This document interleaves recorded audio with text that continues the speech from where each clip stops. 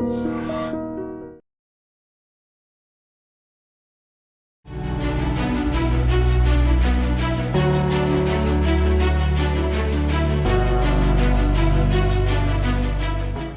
To I dream. నా పేరు Lumbini. Spiritual journey అంటే ఎక్కడో దూరంగా ఒక గమ్యాన్ని మనం చేరుకోవటం కాదు, ఆ గమ్యంలో మనని మనం తెలుసుకోవటం అండ్ నిజంగానే మన మైండ్లో ఏముంది, మన బాడీలో మన సోల్ ఏం ఫీల్ అవుతుంది అని చెప్పేసి మనం ఫీల్ అవుతూ ఉండడం.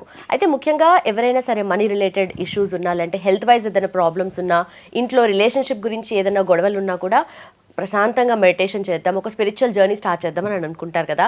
సో ప్రాబ్లమ్స్ ఉంటేనే చేయాలా, ప్రాబ్లమ్స్ లేకున్నా కూడా మనం స్పిరిచువల్ జర్నీ స్టార్ట్ చేయొచ్చు. అయితే ఎలా చేయాలి, ఏంటి, ఆ ప్రాసెస్లో మనం ఏం తెలుసుకోవాలి, ఏ విషయాల మీద మనకు అవేర్నెస్ కావాలి, ఇవన్నీ క్లియర్గా మనకి ఎప్పటికప్పుడు గైడ్ చేస్తున్న ఒక స్పెషల్ మెంటర్ ఇవాళ మన గెస్ట్ అనమాట.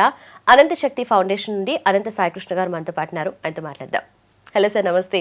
నమస్తే అండి. సార్, డబ్బు మోసాలు ఎక్కువ చూస్తూ ఉంటాం కదా.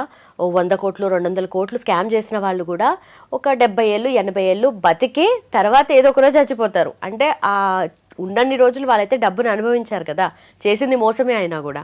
మరి వాళ్ళ దృష్టిలో వాళ్ళ విషయంలో కర్మ ఎలా యాక్ట్ చేసిందంటారు? మీరు ఇలాంటి వాడిని ఇప్పుడు మీరు చెప్పారు కదా, 100 కోట్లు 200 కోట్లు స్కామ్ చేశారని. ఒకసారి వెతకండి, వాళ్ళ గురించి సెర్చ్ చేయండి. వాళ్ళు అసలు దేశాలు వదిలిపెట్టి ఊర్లు వదిలిపెట్టి ఎక్కడెక్కడ ఉంటారో తెలుస్తుంది. వాళ్ళ దగ్గర డబ్బు ఉండొచ్చు, వాళ్ళు ఏమనుకుంటే అది లీడ్ చేయగలగచ్చు, కానీ పీస్ ఆఫ్ మైండ్, మనశ్శాంతి అనేది ఉంటుంది చూడండి, వాళ్ళు 1% కూడా ఉండదండి. అంటే పోయిన పేరు పరువు రాదు. అదే చెప్తున్నది, యూనివర్స్ నీకు ఏది చేస్తే అది రిటర్న్ గిఫ్ట్ అనేది 100% ఉంటుంది. ఇప్పుడు ఇక కొంతమంది ఉంటారండి, ఒక పూట తినడానికి కూడా ఉండదు. అలాంటి వాళ్ళు చూడండి, వాళ్ళు ఎప్పుడు హ్యాపీగా ఉంటారు. మీరు ఎప్పుడైనా కార్లు వెళ్తేప్పుడు చూడండి, వాళ్ళని చూస్తే మనకి ఒకసారి అసూయ వస్తుంది. అరే వీరు ఇంత ఉన్నా కూడా ఇంత హ్యాపీగా ఉన్నారు కదని. కార్లో వెళ్ళేటప్పుడు చూడండి, ఊరికి అద్దాలు ముచ్చుకొని వెళ్తూ ఉంటారు. వాడు లోపల ఏం ఆలోచన చేస్తారో వాళ్ళకి తెలియదు. కానీ అదే రోడ్ల పైన టెంట్లు వేసుకొని బతుకొని చూడండి, వాళ్ళు ఎంత హ్యాపీగా ఉంటారు తెలుసా. అంటే వాళ్ళు సాక్షిభూతంగా ఉండగలుగుతారండి. డబ్బు అనేది ఇక్కడ నేను ప్రతిసారి అంటే మా క్లాస్లో 3 చెప్తుంటాం. డబ్బు ఇంపార్టెంట్ అని చెప్తాం, అలాగే డబ్బు శాశ్వతం కాదా కూడా అని చెప్తాం. అంటే డబ్బు అనేది ఎలాగుంటుందంటే మాటలు రాకుండా ప్రపంచాన్ని శాసించే ఒక ఆయుధం లాంటిదండి అది. డబ్బు ఏం చేయదండి, చేసేదంతా మనం చేసుకుంటున్నాం. డబ్బు వచ్చిందని నువ్వు యొక్క వ్యక్తిత్వాన్ని, నీ యొక్క క్యారెక్టర్ని మార్చుకున్నావు అనుకోండి, అదే డబ్బు నిన్ను లాక్కెళ్ళిపోతుంది. డబ్బు ఉందని నువ్వు ఎప్పుడైతే సమాజం పట్ల, వ్యక్తుల పట్ల, నీ కుటుంబం పట్ల ప్రేమగా కృతజ్ఞత భావంతో ఉంటావో, అదే డబ్బు నిన్ను ఉన్నత స్థానంలో కూర్చోబెడుతుందండి. ఈరోజు చూడండి, స్కాములు చేసిన వాళ్ళు ఎంతమంది ఇండియాలో ఉన్నారు, ఈరోజు ఎక్కడో అనాథలో బతుకుతున్నారు. ఇండియాలోనే కాదు, బయట ఉండి కూడా వాళ్ళని, ఇప్పుడు రీసెంట్గా ఒకటి జరిగింది కదా, యూకేలో వాళ్ళు ఉండి భార్య భర్త ఇద్దరు కూడా ఇన్స్టాగ్రామ్, ఈ యూట్యూబ్ వీడియోస్ అవి చేస్తూ ఉంటారు. అయితే మేము మిమ్మల్ని తీసుకెళ్తాము అని చెప్పేసి వాళ్ళు అదే బిజినెస్ లాగా చేసి చాలామంది మోసపోయారు. లిటరలీ వాళ్ళకున్న ఆస్తిపాస్తి మొత్తం తాకట్టు పెట్టి మరీ వెళ్దాం అనుకున్నారు. వాళ్ళకి ఇప్పుడు ఏం మిగలలేదు అసలు. అలాంటి వాళ్ళ దృష్టిలో అసలు ఎట్లా ఉంటుంది మరి? అది కర్మ అనేది ఏదో ఒక రోజు వచ్చి మన దగ్గర ల్యాండ్ అవుతుందని చెప్తుంటా కదా, ఆ రోజు నువ్వు ఎంత బాధపడిన ప్రయోజనం ఉండదు. ఈరోజు ఇండియా కాబట్టి ఏదో హైకోర్టు, సుప్రీంకోర్టు, ఎక్కడ కోర్టు కేసు వేసుకుని వాదించుకోవచ్చు. నీకు వేరే కంట్రీలో ఉన్నప్పుడు మన ఇండియా మాదిరి ఉండవండి. అక్కడ అవన్నీ వేరే ఉంటాయి. నీకు ఇక్కడ 1 year పడే శిక్ష అక్కడ 10 years ఉంటుంది. అక్కడ ఎంత క్రిటికల్గా ఉంటాయంటే అంత క్రిటికల్గా. ఒక్కసారి తప్పు చేశారనుకోండి, అక్కడ క్షమించేది అనేది ఉండదండి, దానికి శిక్ష అనుభవించాల్సిందే. కానీ మన ఇండియా ఉన్నట్టు అటు సైడ్ ఉండదు. కాబట్టి ఇప్పుడు ఎవరైతే ఇన్ని రోజులు పేరు ప్రఖ్యాతులన్నీ విర్రవీగుతున్నారో, ఒక్కసారి అది డ్యామేజ్ అయినప్పుడు చూడండి, అంటే వాళ్ళ యొక్క అంటే క్యారెక్టర్ని వాళ్ళు తాకట్టు పెట్టినట్టే కదా అక్కడ. అంటే నిన్నటి వరకు వాళ్ళ యొక్క వీడియోలు చూసి పొగిడిన మనమే, వాళ్ళ అసలు క్యారెక్టర్ తెలిసిందే మనం ఏం చేస్తాము, అన్ఫాలో కొట్టేస్తాము, వాళ్ళ వీడియోలో చూడము. అంటే అప్పుడు వాళ్ళు ఇన్ని రోజులు కష్టపడిందంతా పోయినట్టే కదా, మరి దేనికోసం సంపాదించినట్టు వాళ్ళు. కాబట్టి మనకు ఉన్న దాంట్లో 10 మందికి, మనకి వీలైతే 10 మందికి సహాయం చేసి, మన ద్వారా వేరే వాళ్ళకి మంచి జరిగిపోయినా పర్లేదు, చెడు జరగదు. ఎప్పుడైతే చెడు జరుగుతుందో 100% ఏదో ఒక రోజు కంబ్యాక్ అవుతుంది. నువ్వు ఈరోజు ఆపదలు ఉన్నవాడికి నీతో సహాయం అంది, ఒక 10 రూపాయలు సహాయం చేయి. నీకు నెక్ మీద నీకు ప్రాబ్లం వచ్చిన రోజు 1,00,000 రూపాయలు నీ దగ్గరికి తీసుకొస్తుంది యూనివర్స్ అని చెప్తాను. నీ దగ్గరికి సమస్యను వచ్చినప్పుడు నీకు సహాయం చేసేంత స్తోమత లేకపోయినా ధైర్యం చెప్పండి చాలు. అది ఏదో ఒక రోజు మనం అలాంటి స్టేజ్లో ఉన్నప్పుడు ఎవరో ఒకరు వచ్చి మనం ఆదుకోవడం జరుగుతుంది. ఒకటేనండి, యూనివర్స్ కావచ్చు, మీరు ఏ దేవుని అయితే పూజిస్తారో ఆ భగవంతుని నమ్మండి. మీరు ఏదైతే నమ్మి పూజిస్తారో అది మీ లైఫ్లోకి రావడం అనేది 100% అండి. ఓకే. అయితే దీని గురించి మాట్లాడితే డబ్బు వచ్చిన తర్వాత ఆర్ డబ్బు రావడం కోసం మనం ఎంత చేంజ్ అవుతామో అర్థమవుతుంది. అయితే డబ్బు లేనప్పుడు కానీ, డబ్బు కోసం మనం ప్రయత్నిస్తున్నప్పుడు కానీ, లేదంటే డబ్బు వచ్చిన తర్వాత కానీ, ఈ 3 ఫేసెస్లో మన యాటిట్యూడ్ ఎలా ఉండాలి, మన బిహేవియర్ ఎలా ఉండాలంటారు? అదే చెప్తే సాక్షిబద్ధంగా ఉండాలండి. నువ్వు కోట్లు సంపాదించవచ్చు, మనశ్శాంతి లేకపోతే కోట్లు కూడా ఏం చేయలేము. ఈరోజు చూడండి, పెద్ద పెద్ద సెలబ్రిటీసే డైవర్స్ తీసుకుంటున్నారు. రీసెంట్గా తమిళనాడులో ఒక వీడియో చూశాను, ప్రెస్ మీట్ పెట్టి మరీ ఏడ్చాడు ఆయన. అప్పుడు దాకా తెలియదు అంటే లోపల ఈయనకు కూడా ఇంత బాధ ఉందనేది. ఆయన చాలామందికి ఫేవరెట్ హీరో. అంటే చూడండి, అక్కడ ఆయనకి డబ్బు ఉంది, ఆయన లైఫ్ ఎలాగైనా లీడ్ చేసుకోవచ్చు, కానీ మనశ్శాంతి అనేది లేదండి.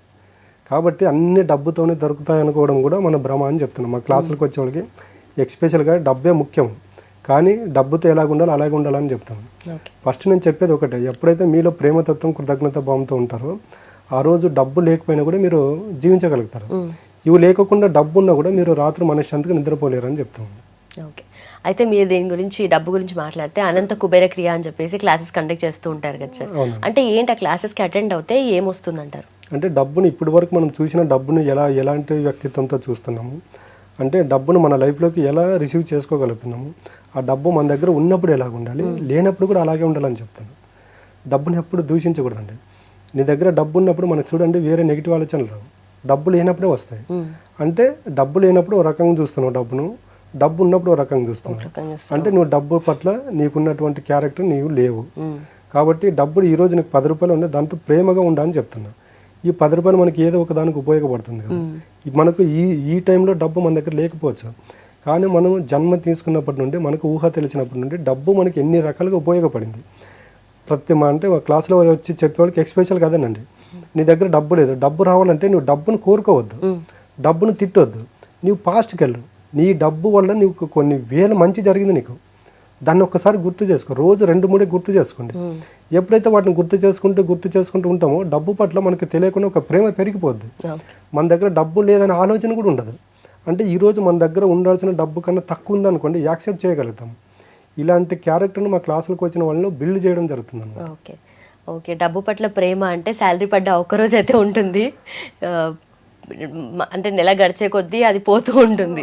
అంటే ఆ కాన్ఫిడెన్స్ కూడా ఒక రకంగా ఉంటుంది సార్. శాలరీ పడ్డప్పుడు అకౌంట్లో ఆ డబ్బు ఉన్నప్పుడు మన మైండ్ సెట్ కానీ ఎంత పాజిటివ్గా ఉంటుందో, లేదంటే బిహేవియర్ కూడా మారిపోతుంది, కాన్ఫిడెన్స్ వస్తుంది. అని నాకు డబ్బు ఉంది పర్లేదు అంటే పాజిటివ్గా ఆలోచించే వాళ్ళ గురించి నేను చెప్తున్నాను. సో అది అంటే ఉన్నప్పుడు లేనప్పుడు కానీ ఆ చేంజెస్ మనలో మనమే తెలియకుండా గమనించవచ్చు కదా. అంటే ఇప్పుడు చూడండి, మీరే చెప్పారు శాలరీ పడిన ఒక్కరోజు హ్యాపీగా ఉంటాము అంటే ఒక్కరోజు మీకు డబ్బు గుర్తు వస్తుంది, ఎందుకంటే మీ అకౌంట్లో డబ్బు ఉంది. మిగతా 29 రోజులు మీరు డబ్బును తిడుతూనే ఉంటారు. అలా ఉండొద్దండి అని చెప్తున్నా. అంటే మీరు 30 రోజులు కష్టపడిన డబ్బే కదా అది. అంటే ఒక్కరోజు ఇలా వచ్చి అలా పోలేదు కదా. 30 రోజులు కష్టపడితే డబ్బు మీ దగ్గరికి వచ్చిందా, ఆ డబ్బును మీరు ఎక్కడో తీసుకెళ్ళి నిధుల్లో పాడేయలేదు కదా. అంటే డబ్బు మీరు ఏదో ఒకదానికి మీకే యూజ్ అవుతుంది కదా, అంటే మీకే ఖర్చు పెట్టారు కదా, అంటే మీ మంచికే జరిగింది కదా, అంటే మన అవసరాలకే ఉపయోగపడింది కదా. దాన్ని గుర్తు చేసుకోండి అని చెప్తున్నా. చాలామంది అంటుంటారు నాకు ఈ రోజు ఇలా శాలరీ వచ్చింది అలా వెళ్ళిపోయింది. అలా వెళ్ళిపోలేదు, అది నీ అవసరాలను తీరుస్తూ వెళ్ళిపోయింది.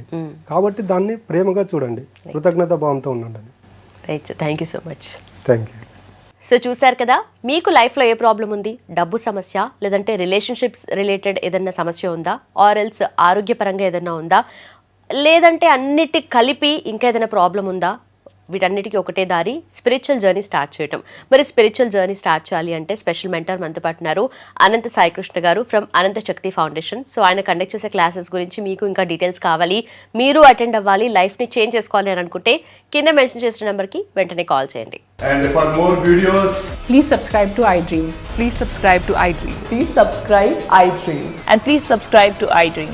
For more videos, subscribe to iDream. please like, share and subscribe to the channel. Congratulations, iDream. Subscribe to iDream. Subscribe to iDream. So subscribe to iDream Media. iDream team అందరికి huge congratulations. Please subscribe iDream Media. Please subscribe to iDream. Subscribe iDream. Please subscribe to iDream.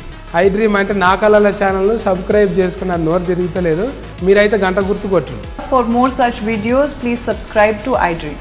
Subscribe to iDream. Please subscribe to iDream.